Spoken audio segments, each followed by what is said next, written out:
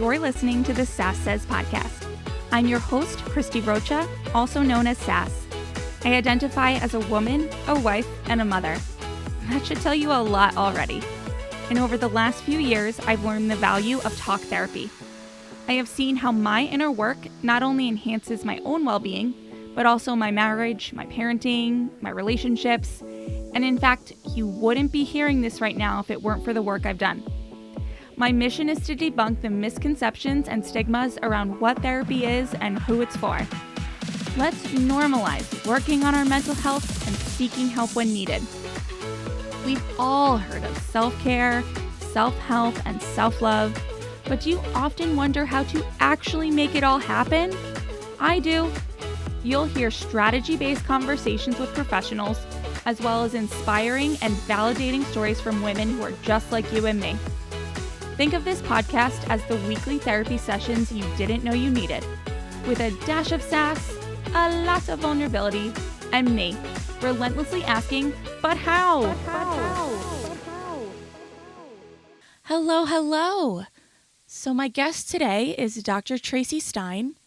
She is a health psychologist, award-winning author, and the creator of a series of popular guided imagery, self-hypnosis, and meditation audio programs.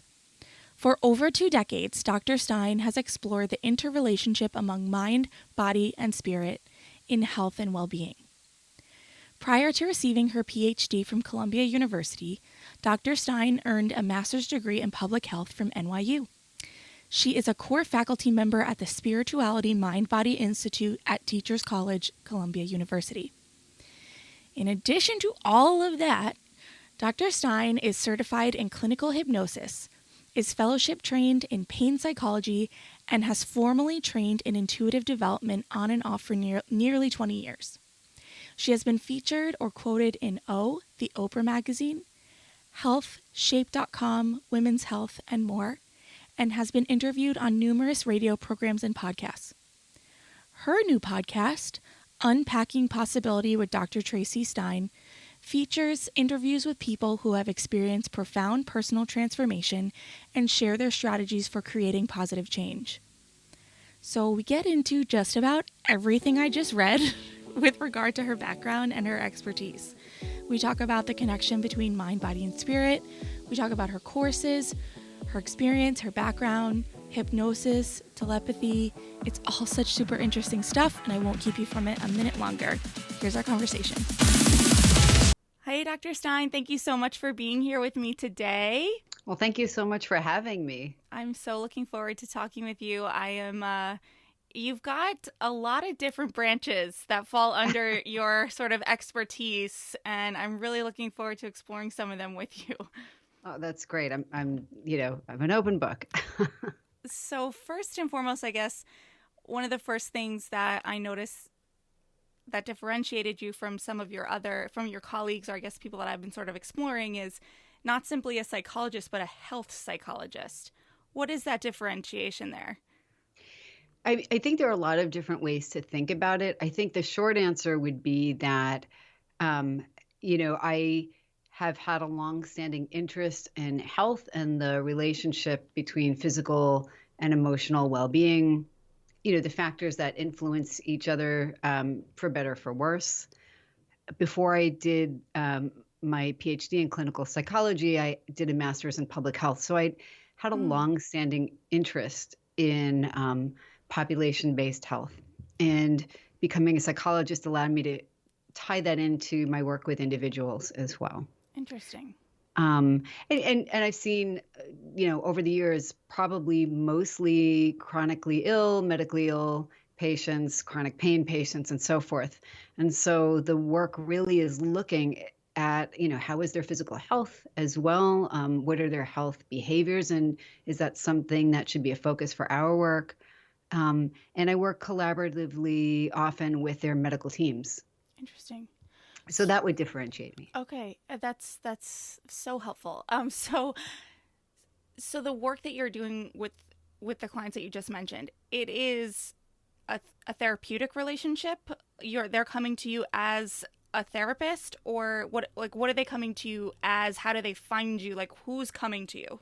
So that is such a great question. So, and I think you touched on something that's really important for people in general to know, and budding health professionals to know, is that, just like other psychologists, I have a scope of practice. So even though I have some flexibility in that, um, like for example, people might find me because of my previous work in integrative medicine and my interest in those complementary medicine therapies and mind body therapies that millions of people actually use. They Mm-hmm. don't always talk about them with their providers, but they use them. And some of them can be really helpful at helping people feel better. So people find me for that. People find me because of my emphasis on clinical hypnosis. And I've done a lot of audio programs with guided imagery and meditation and so forth. Um, Sometimes people find me because they have a specific issue, like a driving phobia or a nail biting habit, and they've read something where I've been mentioned in, the popular press for my work helping people to change those habits. Mm. But I am a psychologist, so I might talk about diet with people, but I'll always say, and I think you might want to consult with a dietitian, and check with your physician and so forth. So we dip into those other realms, but I'm aware that there's a limit to my scope of practice, and it really is more on the mind body part of the relationship. Gotcha. Okay. So you mentioned hypnosis. Mm. Before we get into that, because I have questions about that, but what are some of the other strategies that you implement in this type of relationship, in this type of therapy?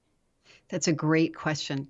It really depends on what the person is coming to see me for, Okay. because some things work better for some conditions than others might, but it also depends on what the person is receptive to or feels is personally helpful. I know it's kind of a vague answer, so some of my work with people might be more interactive or directive and strategic and behavioral, Okay. depending on what they're coming in for. So for something like smoking cessation, or even just strategies for getting better sleep, or for starting an exercise program and so forth, having some sort of concrete and specific plan that we come up with together, and that we look at, what are the barriers to them making this change, and what are the things that could make it happen, and Mm-hmm. working from there. But with other people, it might be talking a lot about their history, or their current relationships or their previous relationships, or it might be about grief. Mm-hmm. It might be adjusting to a new medical diagnosis or Mm. other life change. It really varies. Yeah. Yeah. So do you see, you mentioned grief. Do you see mainly, I know you said that you work a lot with people who have chronically ill medical conditions. Do you also work with family members supporting those who might be going through medical conditions and things?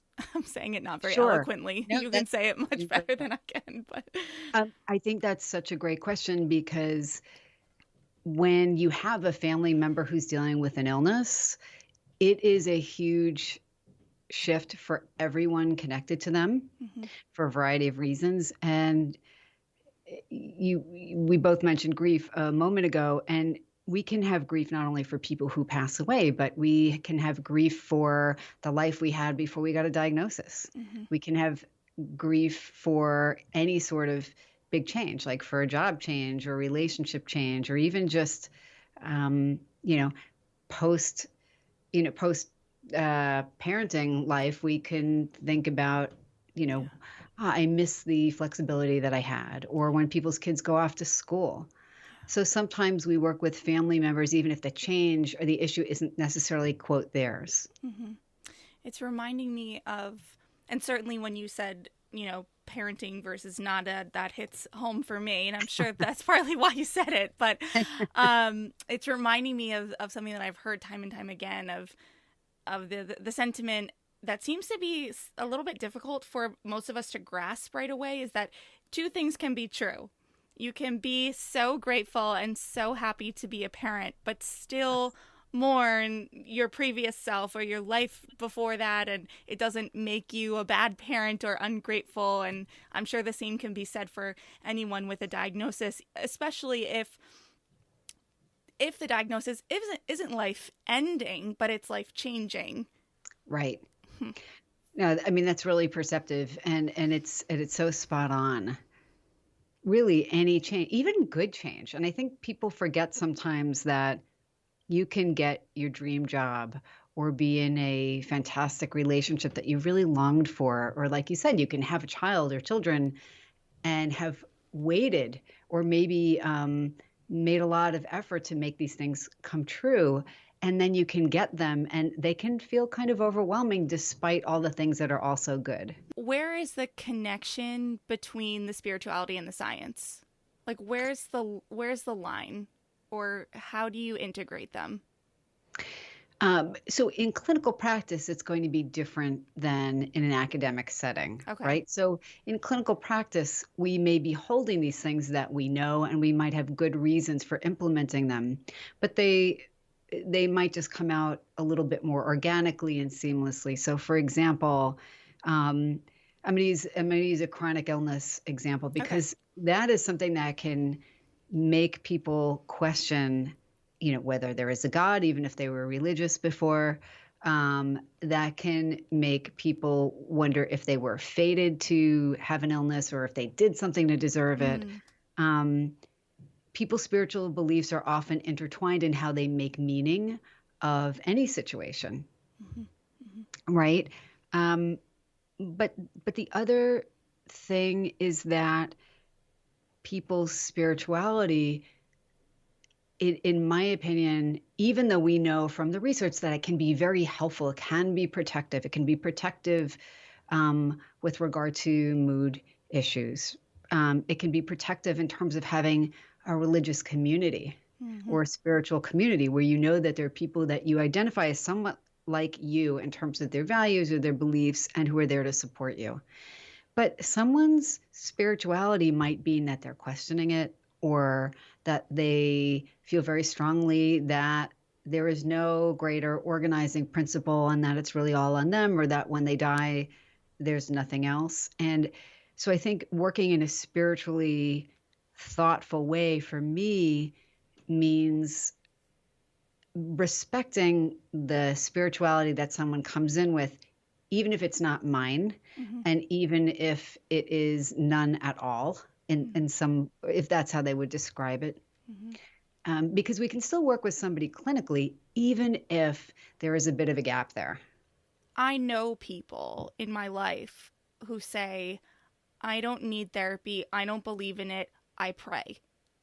Okay. I have religion. And Okay. so I'm wondering, I guess maybe not in your direct experience, right? Like people are coming to you are saying, hey, I need to try this. Or maybe someone else in their life is saying, go do it. But just maybe in your experience as a human being and having the background of work that you have, are we making progress there, or like what? I don't know. Like what's going on there? What do you think it is that makes it such that there are people that out there believe that because you are religious you can't have a therapist? Or I don't know. Do you see that as well, or am I just know a few special people? No, I think it's actually a really great question. I don't know if I have like the answer. You're making me think of two things. One is the data piece, right? And it's that if you look at the Pew Research, the fastest growing group of people in the United States in terms of religious affiliation is spiritual but not religious. That is the Mm, fastest growing group. And I think that means something. And I think there's value to that. I love that. So Yeah. we often tend to conflate spirituality and religiosity, and they often co-occur. But one can be spiritual and not religious. One can be religious but not particularly spiritual. And I've known plenty of people like that. Mm-hmm. It's more that it is, the religion creates parameters for them or it's part of their traditions, but I don't know how meaningful it is for some people. Okay. On, but related to people who don't want to seek psychotherapy because they feel like it is, I'm going to say maybe it's at odds with their religious tradition, or Mm-hmm. because they're somewhere along the way, they've become suspicious of psychotherapy. They're really hard people to get into therapy, and oftentimes they don't come in unless there's a crisis. Mm-hmm. And I'm thinking of, a case in particular from many, many years ago, of someone who was raised in a particular fundamentalist sect, and who had explicitly been told that the psychotic symptoms they were having were of the devil, or because they had been sinful. And that the way to address that was through religious intervention. The reason the person came was because they had physical and psychological symptoms that were severe enough that they were really not able to function. Yeah.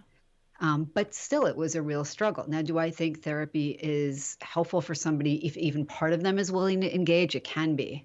Mm-hmm. There's a bunch of other factors that have to fall into place, right? You have to have a good rapport. You have to feel safe with the person you're seeing. But it is more challenging to work with someone where part of them feels like engaging with you is at odds with something that is foundational to them, or makes them feel like they might not be a good person if they do. That's a really hard situation. Yeah. And that's thankfully not most religious people. Mm-hmm. Yeah. I think where we got down this little rabbit hole here is because I'm not sure I'm clear on how you tie them maybe for yourself. Maybe that's the part that I'm missing, is that I want to get clear for you where the spirituality and the science behind what you do connect. And part of why that's coming up for me is that I listened to one of your episodes on your podcast about manifesting, and it kind of, to me, those things kind of fall under similar umbrellas. Maybe they don't for you, and you can talk about that, but I mean, I heard you say something like non-woo-woo, and like I just wasn't maybe clear on, you see both sides. And so I kind of am wondering where they align for you.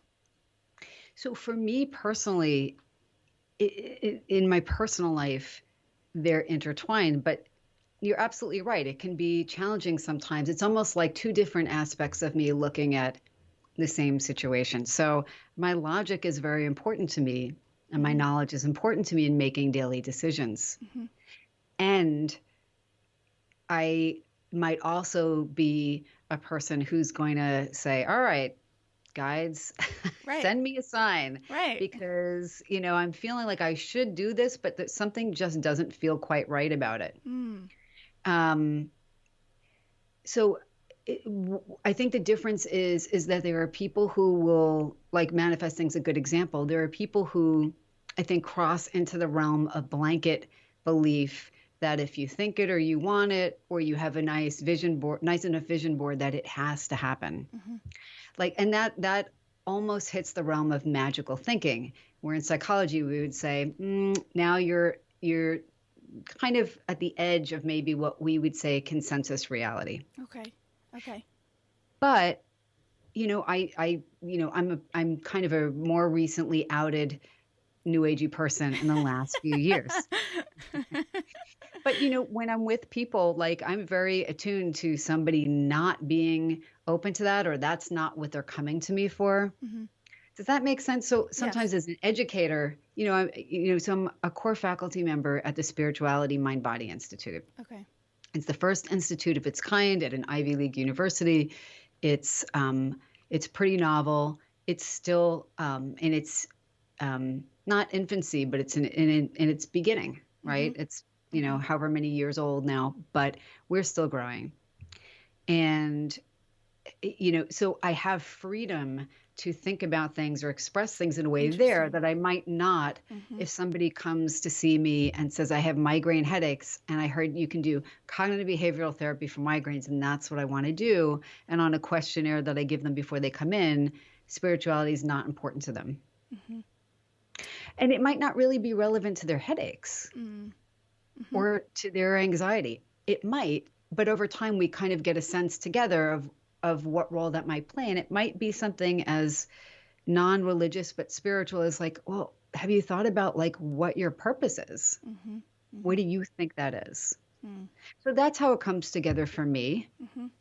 Yeah, I think a lot of us tend to talk about the same thing but use different words for it, right? So you Absolutely. or I might call it spirituality, and we might be within the context of the conversation talking about the same thing as someone else who says it absolutely cannot be spirituality. It's mindset, like it's Yeah. kind of tomatoes sometimes, not always, but can you give me so this your work at the school, hmm what types of courses are you teaching? What are they learning? What are students learning within that program?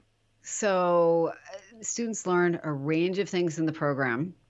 I mean, everything from about positive psychology, which is very grounded in the psychological science, to Jungian analytic theory, to my practicum course that I teach is and this actually gets back to your earlier question of how you marry those things. Mm-hmm. It's how to develop spiritually oriented wellness workshops. Hmm. And it's a practicum, so they learn how to develop workshops. They're testing them out by offering them to the university community, faculty, staff, students. And we're checking in all the time, and they're demoing everything from mindfulness to yoga to using music or affirmations or journaling. Wow. And so they have to develop a 6 or an 8 week proposal for a workshop. Wow. And they have to review the literature. Because one thing you may have noticed, like I've attended, I feel like a zillion workshops. A lot of people have, I think they're really enriching, but I put on my different hat when I go in terms of what my expectations will be. Mm-hmm. And a lot of wellness workshops, maybe most of them, might be based on it might be based on somebody's training as a yoga instructor. It might be based on what somebody feels has worked for them, Mm-hmm. or their particular historic or cultural traditions. And the thing is, if you're going to do a graduate program, there should be a scholarly element.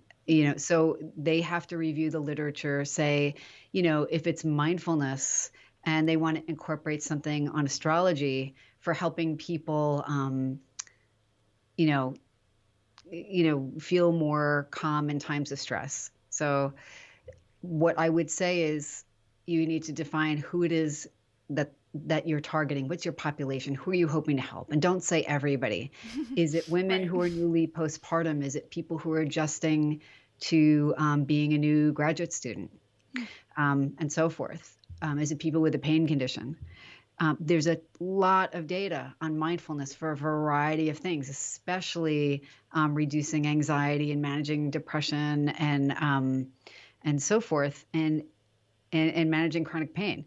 So I have them review the literature and put it in a table, and I look at every study that they've put out the details for in that table, and I give them feedback on that. And if there's something where you won't find empirical research for its use for something, I'll say, okay, great, but go to the literature, the historic literature. If it's an ancient text, fine, but you have to write this proposal so that you, the facilitator, understand why you are picking these things and offering them in this way to this group of people in an effort to improve this issue. Mm.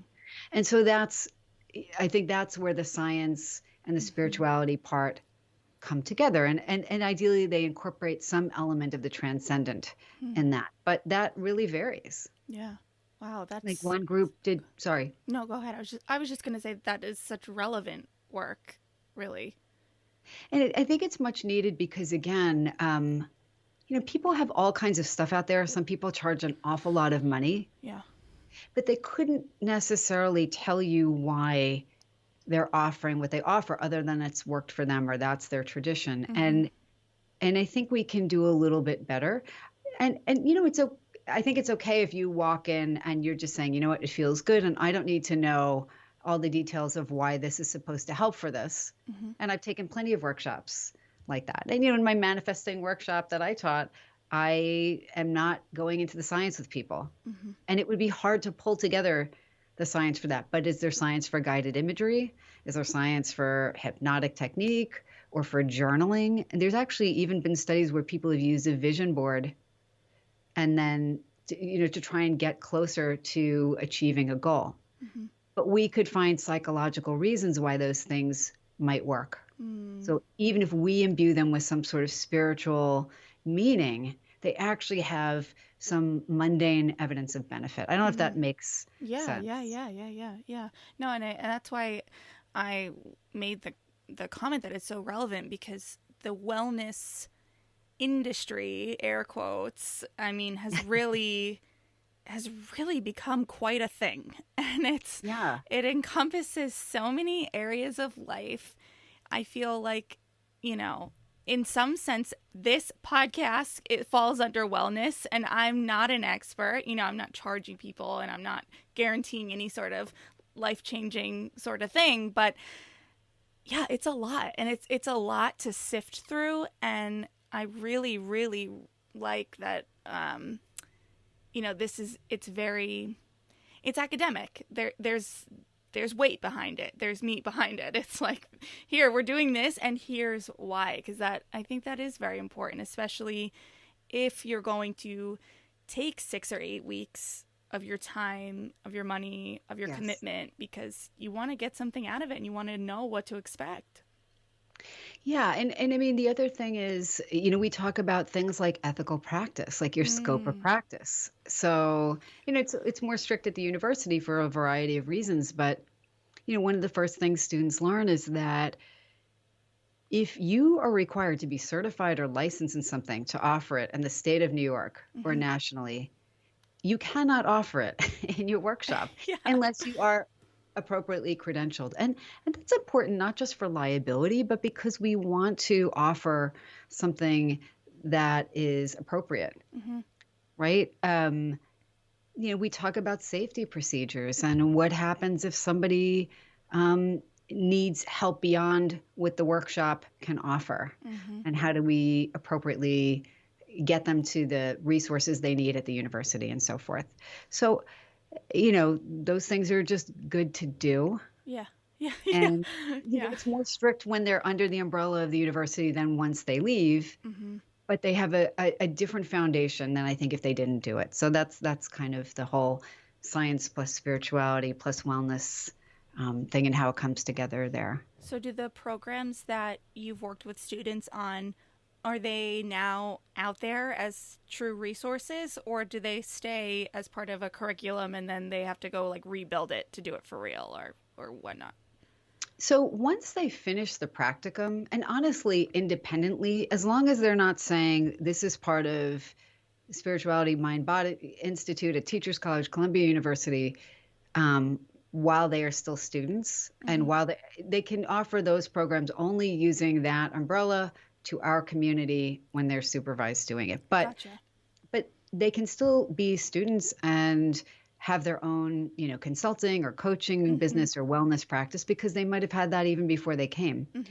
And we've definitely had students who either while they were students or once they've finished the program, they've gone out and they've delivered workshops, and there are some really amazing ones. And just a recent example. So last year there was a very significant hate crime against Asian people, where several people were murdered. And I mean, it was just a shock to the system and a shock to the community. And, it's something that received international attention.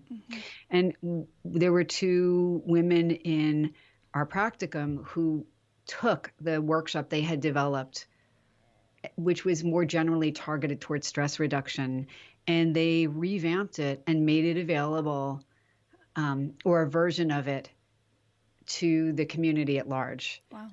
And for free.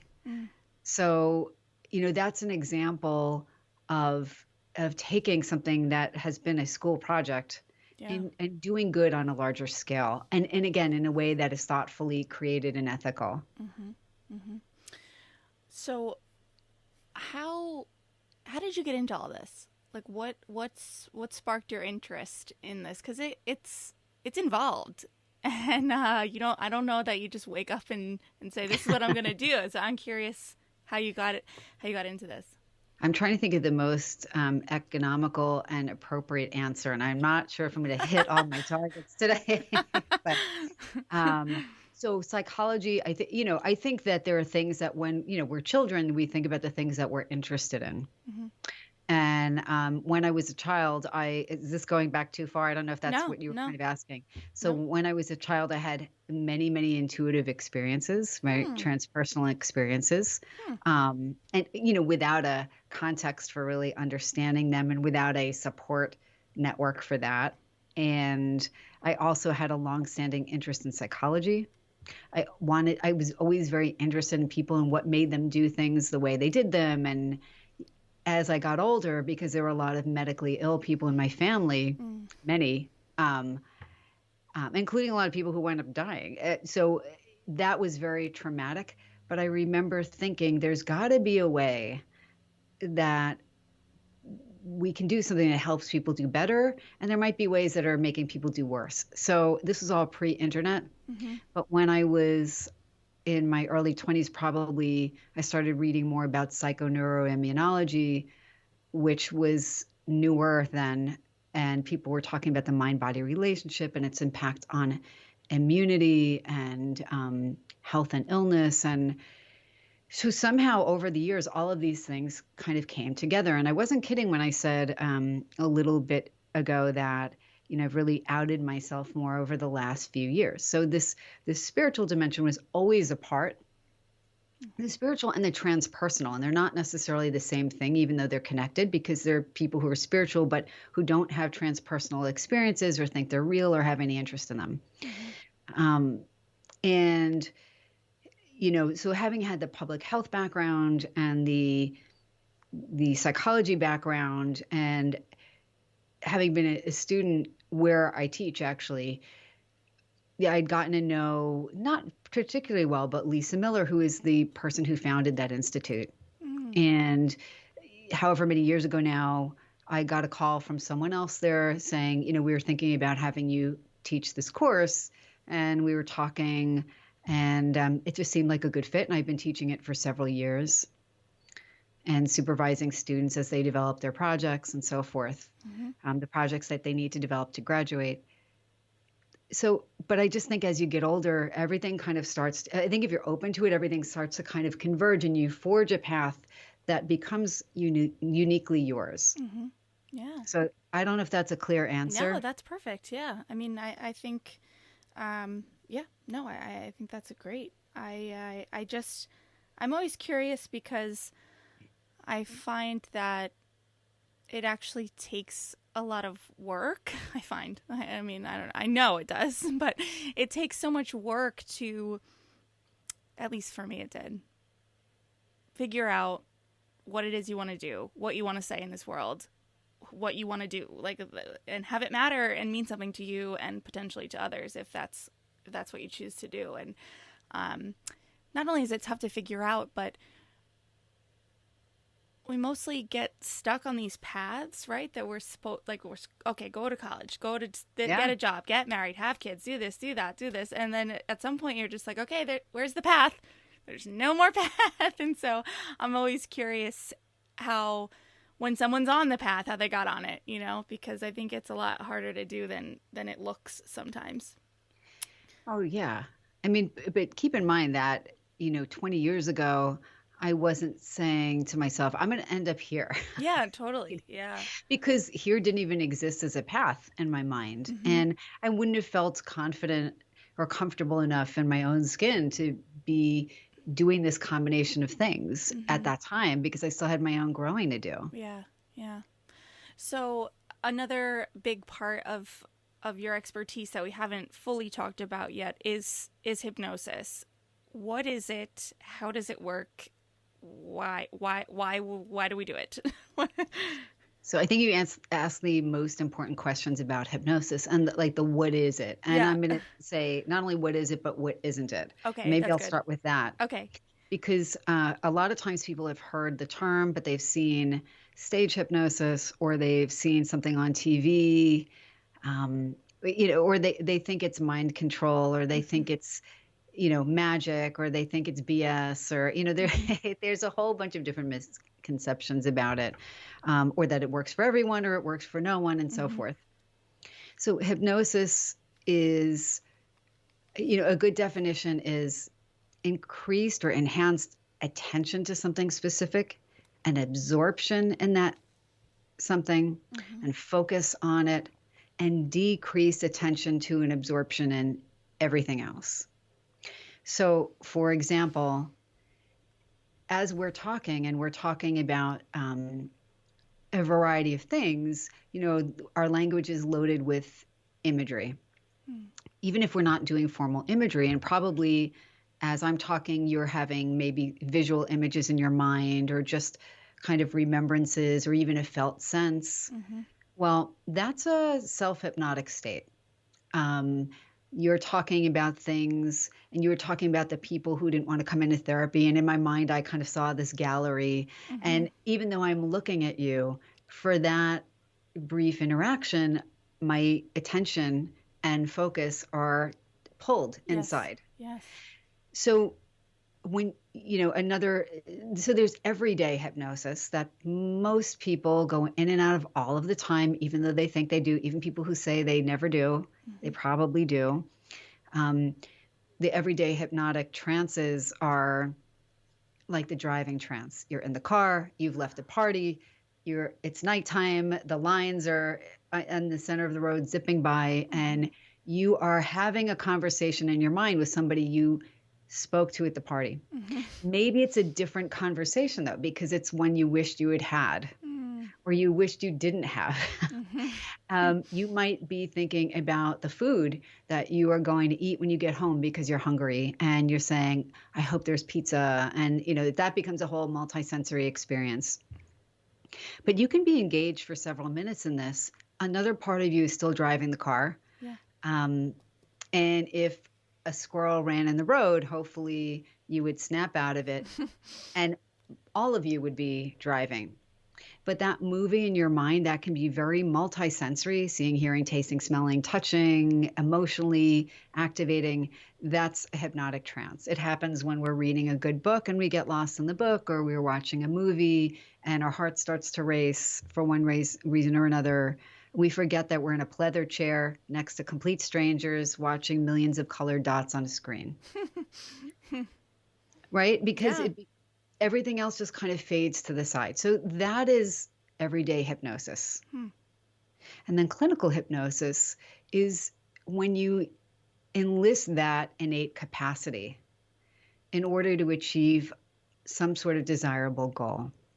So it might be becoming calmer, or compartmentalizing something that would be better compartmentalized. Like, again, if you have a fear of driving, it might be helpful if you vividly can be guided to imagine two screens next to each other, computer or TV screens or whatever. And maybe the thing that is really stressful is on one screen. It's a common hypnotic technique, actually. And the person can imagine turning down the volume or making the screen darker, and then have an alternate image on the other screen, maybe one of successful driving or successfully completing a marathon or whatever it is. They can even imagine stepping into that other more desirable scene in a way that, again, is very real and multisensory. But clinical hypnosis is guided, and ideally it is with somebody who is a licensed clinician, because the techniques of hypnosis can be used by anyone who learns the techniques. But what happens if that person doesn't do well or doesn't respond to hypnosis for that thing? You should be able to work with them using some other skill set if hypnosis isn't appropriate for them. Yeah. Wow. Wow. I really liked how you described what it is. And I was thinking a couple of things. One, the movie example, just even more so helps explain why we might just turn on a TV show or turn on a movie to sort of escape from Yeah. stress or escape from reality. And so it made me think of that, and it sort of helped me feel okay about watching Housewives at night. um, but the other thing that I was thinking of too was, and I don't know, I might be misremembering this Okay. because this is going back into my childhood now, but um, my mom, my grandmother, and my mom's aunt taught me. I went to a Silva Oh, method okay. Yeah. mind control like sort of workshop when I was a kid, and they were all very into this. And I feel like it was from this, or this is just something my aunt did with me. I don't know, but she had me sort of like create this little, it was like my little world in my mind after like counting down a certain number of times. And there she had me fully go through the exercise of what does it look like in this room, what does it look like in this room. And the one thing that I really was thinking of was she had this I don't know what it is like, but there was like a blue mirror and a white mirror, and it was like Interesting. when you like put the things that are bugging you, or because this is in kid terms, right? Like put the things that are bugging you and put anything that is troubling you in the blue mirror, and then in the white mirror you imagine what you want, like what I don't want to say make it go away because that wasn't what she said, but it was just the visualization piece there. And it Yeah. was reminding me a lot of what you're talking about. I think it was Jose Silva. I know the conference was Silva, but I don't know if all of that was part of that too. It probably was because, I've not studied Silva mind control. Mm-hmm. However, I got interested in the work of Burt Goldman, who worked with Jose Silva Okay. and who had his own thing, quantum jumping. And Hmm. if anybody who like looks on YouTube will find a bunch of things like that. So I think he co-wrote that book with Jose Silva. Hmm. And a lot of people have adopted part of that or adapted those things. And Burt Goldman, I guess, passed away a few years ago, but his audio programs really they're hypnotic. They're using hypnotic devices. Hmm. So the counting back, or the imagery and the metaphor and the symbol, Right. that's the language of your subconscious mind. That is the part of you that is less linear and more receptive, I think, sometimes to change. It's more playful, it's more creative, I think, and it can be really effective. Yeah. I think people, so it doesn't surprise me. I wonder, I don't know to what extent it differs from the techniques of clinical hypnosis. Sometimes I think things are packaged or described, like you were saying, similar terms, but what they're describing might be quite similar, Yeah. but Yeah. slightly different terms. Yeah. I'm just remembering now too. She had me pick a male and female like guide or mentor or someone, and I, I remember I picked my cousin Anthony and, Huh. and Avril Lavigne. Oh, I that's think that's funny. great. That's really funny. I'm just remembering that now as we're talking. I should try this again as an adult, maybe, and come up with some. Well, Anthony could stick, but maybe not Avril Lavigne. I think it's great. Yeah, no, that's really interesting. So kind of tying what we were talking about before, is hypnosis, is it spiritual or is it science? So I would say clinical hypnosis, because Mm-hmm. that would be the official Okay. description for what I am trained and certified to do. Okay. Okay. So there is quite a substantial body of scientific literature on hypnosis for a variety of things. Mm-hmm. Um, I think if you ask people who do hypnosis and they're not in the middle of a conference, or maybe even if they are, I think it's not that hypnosis is spiritual, but I think it gets us in a state where we are more receptive Mm. to, again, nonlinear, less limited ways of thinking. Yeah, totally. And when we're less self-conscious about our, just generally, but about what we're engaging in. Mm-hmm. Now, that would be the psychological way of my thinking about it. That said, I would say psychologists in general, even if they don't like to admit it, there are psychologists who are very um, uncomfortable with the idea of talking about spirituality or transpersonal experiences like telepathy and things like that. Mm-hmm. But I would say that anyone who has done psychotherapy, and especially people who do hypnosis, it is not unusual to have, I think, experiences that are clearly transpersonal. Mm-hmm. Mm-hmm. Um, so, experiences that suggest telepathy. So I'll give you an example. I don't tell me if this is too in depth with No, hypnosis. no. So years ago, one of my patients that I saw when I was a fellow, and then he came to see me. I'm, at my private practice, and he became so ill that he couldn't come anymore, Mm. and we lost touch. But he he was nearly blind and nearly deaf. So right there, that is very challenging. Mm-hmm. So you have to be open-minded and creative when you work with someone, because he was also in a tremendous amount of pain that did not respond sufficiently to the medications he was on. But we had a really nice rapport. And because of his hearing and visual impairment, I actually had to sit much closer to him than I normally would, because otherwise he could not hear me. Yeah. So I would pull my chair very close. But he was an excellent hypnotic candidate. He was really able to become very involved in the movie in his mind and still respond. But I remember guiding him. I try to use language that is not so specific that it doesn't leave room for somebody to create their own imagery. So, for example, I might use terms like, to guide somebody to a very safe and natural setting. It can be anywhere they like. It could be indoors. It could be outdoors. Notice the sounds and the sights and the feeling of the earth beneath your feet and so forth. That I'm really contracting what I would say, but you get the idea. But in my mind, very vividly, I felt like I was at the Grand Canyon. Now, this is a place I have never been, but I have seen plenty of video and still images. I felt like I was very specifically on this mesa or this hill, like high above this very deep valley. And I mean, it was warm. The earth was very reddish brown. Like, it was a very vivid image, but I was being very careful not to have those details come out in my imagery.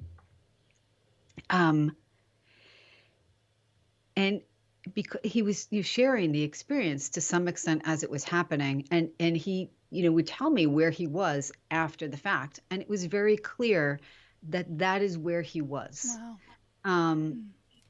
Another time, it's funny, I had somebody else who went to a similar place, and I'm just thinking, one of the cues was just to kind of notice yourself. Moving your awareness into that space gets you out of the mundane space, which is great for hypnosis. And I said, just notice, where you are and what you're feeling and so forth, and what you might be wearing, because sometimes that is symbolic of how somebody is feeling, right? If you're in a specific outfit, it might make you feel, just like in real life, different than another one would be. Than another one would. And I saw her in this red dress. This was somebody who never wore a color. It was like gray, brown, black. That was it. Maybe beige. And did not fuss at all. And I saw her very clearly. I didn't say that, but she told me afterwards that she was surprised to see herself in this red dress because it was so uncharacteristic. And so there are those are just minor things, but there are transpersonal experiences that happen all the time, where we pick up on things with patients. They pick up on things that we might be thinking, or maybe it's in the ether. And sometimes the things that come up are really, really vivid and really, really specific.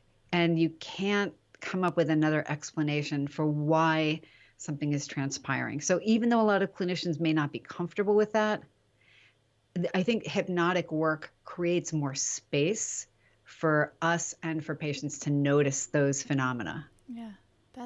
Is that as cool as it sounds? Like, it sounds like that would be a very awesome moment to be in with someone. I think it is. Can I tell you one more example, or is this too many? Yes, no, You can please. edit it out. No, So please. I had someone seeing me again years ago. I won't use anyone remotely recent, Sure. but this was, I'm going to just describe this person as a quote man's man, like just kind of just traditionally masculine, very rugged, very outdoorsy, super athletic. Mm-hmm. Um, I wouldn't say he had brought up anything to indicate that he would have watched the movie that came to mind. I'm going to tell you what that is in a minute. But as he was talking, this theme came up that was a theme that we had talked about quite a while ago. But as he was talking, um, it was very clear in my mind that what he was talking about related to something he had brought up a long time ago that was noteworthy. I'm trying to protect his privacy Sure. as I say that. But Mm-hmm. what happened is I was sitting across from him, and maybe 10 feet away. I don't sit all that close to people. And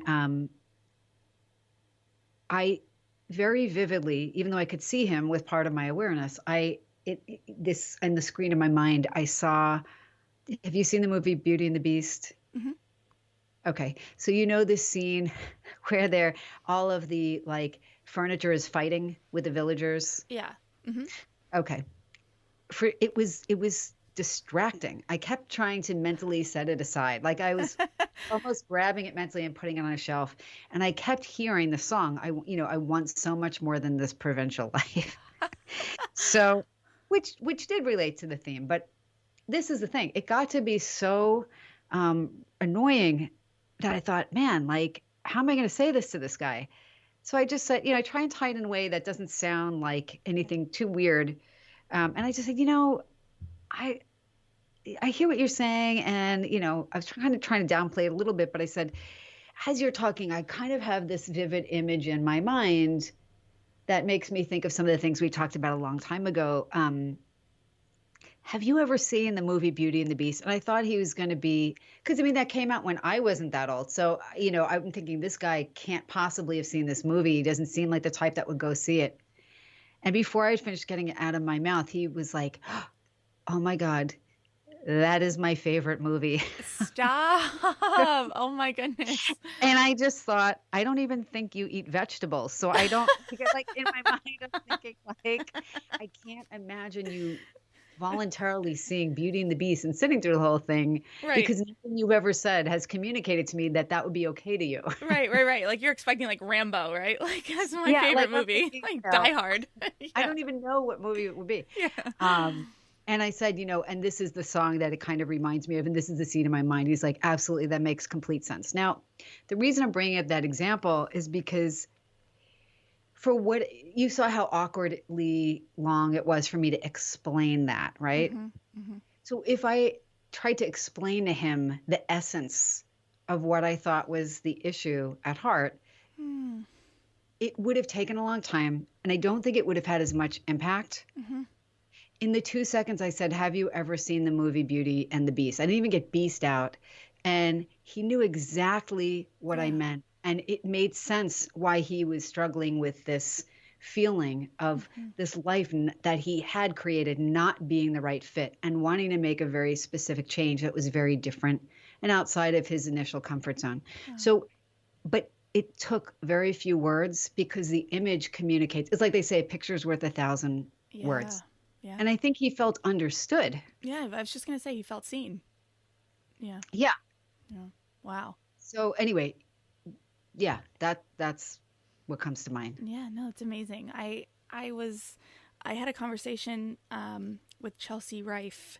She shared some of the same sentiment that she's not clinically trained, but she was saying that she coaches people that want to start podcasts and this and that, but she's had some experiences like that too, where she will say to them, I don't know why this is coming to me, but I want to say this as a word of encouragement to you. And her client has looked right back at her and she's like, that is something my grandfather said to me as a kid growing up, and this and that. And I guess I'm just reveling in my awe of it, and I love it. And I'm wondering, is that a level of, I don't know if mind control is the right word, or just opening up your mind? Is that something, do you think anyone can achieve, or is that specific to certain people, like you're born with it or you're not? I'm probably not going to have a good enough answer for this, but It's a big question. yeah, because it is. And I don't want to sound like I actually, know the answers to the big questions. That would be very flattering to my ego. But what I think is that I'm assuming it's like playing piano, that there's a range of natural ability. What we know from the research in psychic ability, and there is research in that, and actually that often gets downplayed by people who are, hostile to it, but is that practice does make better. But certain people are just naturally really, really good. And if you think about all of our senses, right? Some people have a really keen sense of smell and others can't smell, or can't smell unless it's like skunk. Some people have really keen eyesight.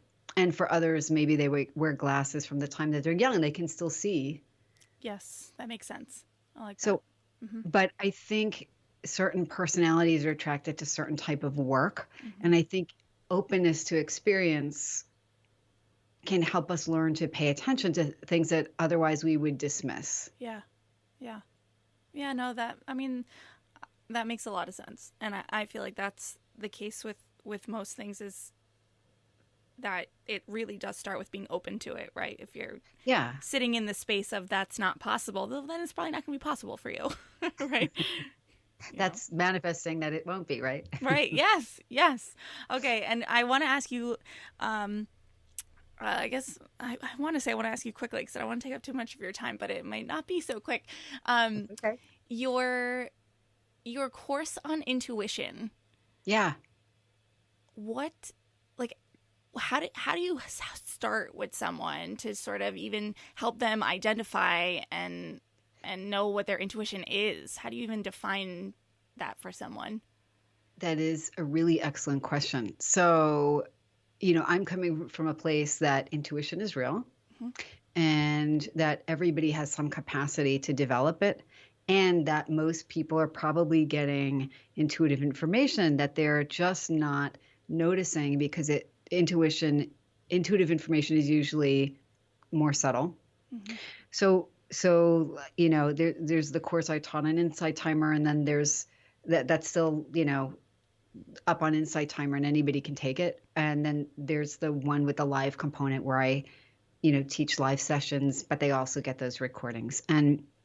But what's common to both of them is just helping people understand what intuition is, and kind of how people take in intuitive information, whether it's intuitively seeing something in the screen of their mind. It's very rarely going to be out in front of you, but it can be.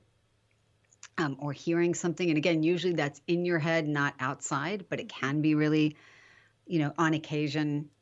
So if something's really big, it can seem like your regular senses, even though it's different, it's more subtle.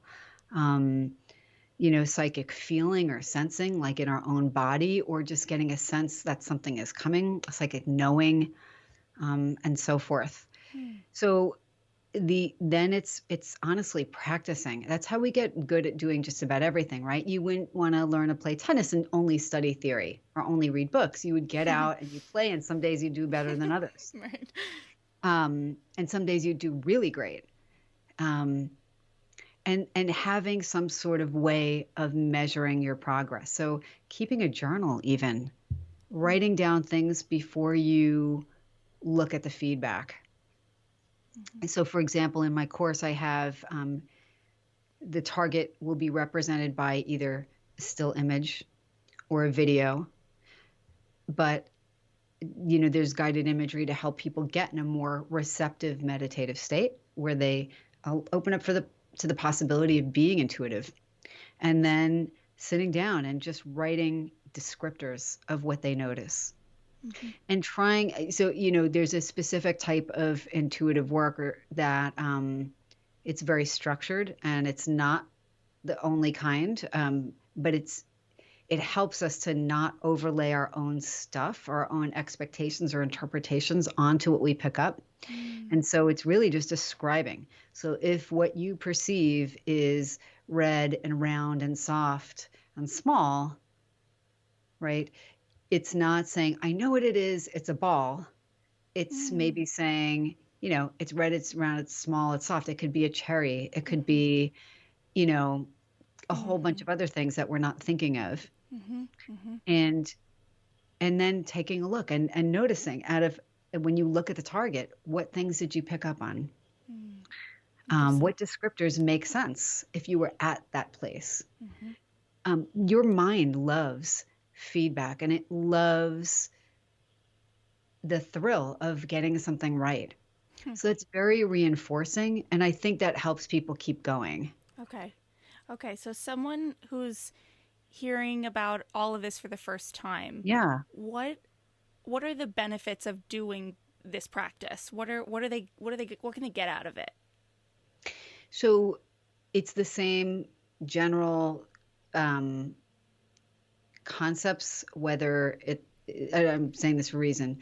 On my Insight Timer course, I think it's called How to Develop and Follow Your Intuition. And the course that I offer, which is expanded, is Developing Everyday Intuition, because I wanted people to know that you don't have to set up shop as a psychic. Most people won't and shouldn't. Right. But if you are someone who is a mechanic and somebody brings you in their car and no one else has been able to fix it because they've been looking for all the logical things, you might be working on their car and have a flash in your mind of knowing that it's something that you wouldn't expect. And maybe they look there and they fix it. I mean, if you're a physician, sometimes, that's certainly not a perfect science, but it is science-based. But sometimes we want somebody to say, this just doesn't feel right. Let me run this additional test. And that can be extremely helpful. Totally. At catching something before it gets too far advanced. If you're a parent, you've probably already experienced, mother's intuition or parents' intuition and felt when your child wasn't quite okay. Yeah. So that's where I think it's useful. Yeah, no, that's and it can also great. just be interesting. Yeah. Well, I'm totally fascinated by it, but I think that it, for anyone who maybe not so fascinated and more just wondering why, I think it puts you in a much better position to advocate for yourself or your family or for your work, and just be more, willing to speak up, Look, if you're thinking of hiring a babysitter and you have 3 different babysitters who have pretty comparable resumes, and you just get a really especially good feeling about one, and it's beyond just our own kind of biases and the lenses we all bring to stuff, but you get a sense that somebody feels like a good soul, or somebody's going to be really responsible. You're going to be more comfortable. And hopefully that if it's really your intuition, between that and your logic, they can work together. I don't think you have to get rid of either one. You pick the one that feels like the best fit for you. Wow. That's kind of nice. That's very nice. Yeah. Okay. Well, I will, these are all on your website. So the link to your website will be in the show notes if anyone's interested in taking those courses, and I might, so we'll see. But, Dr. Stein, is there anything that you would have asked yourself or would have wanted to make sure that we brought up today and talked about that I didn't think to? I think you did a great job at hitting all kinds of questions. And I think people will leave hopefully knowing, even just to ask better questions about things when they're looking for a provider or looking to do their own personal enrichment of some sort, and so forth. So thank you for having me on. Thank you.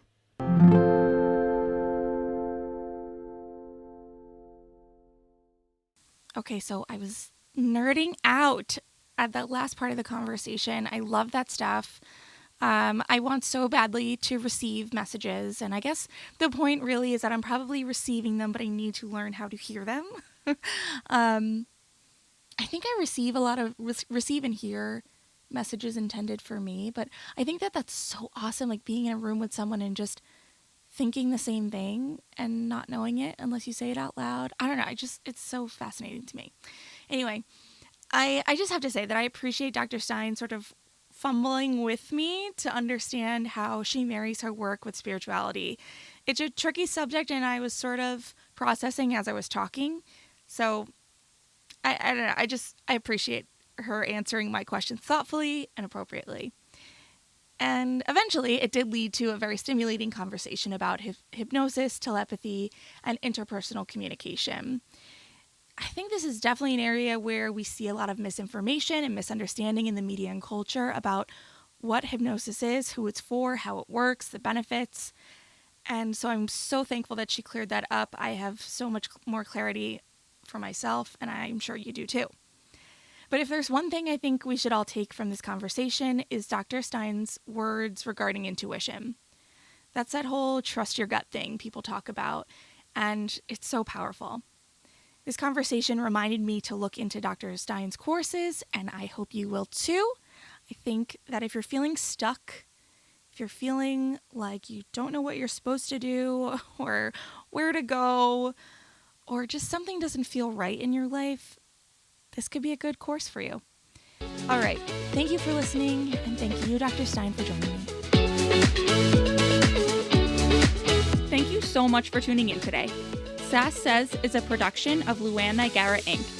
This podcast is meant to be educational and not meant to replace professional therapy or professional medical attention. To learn more about today's show and what's new in my world, head over to sasssays.com.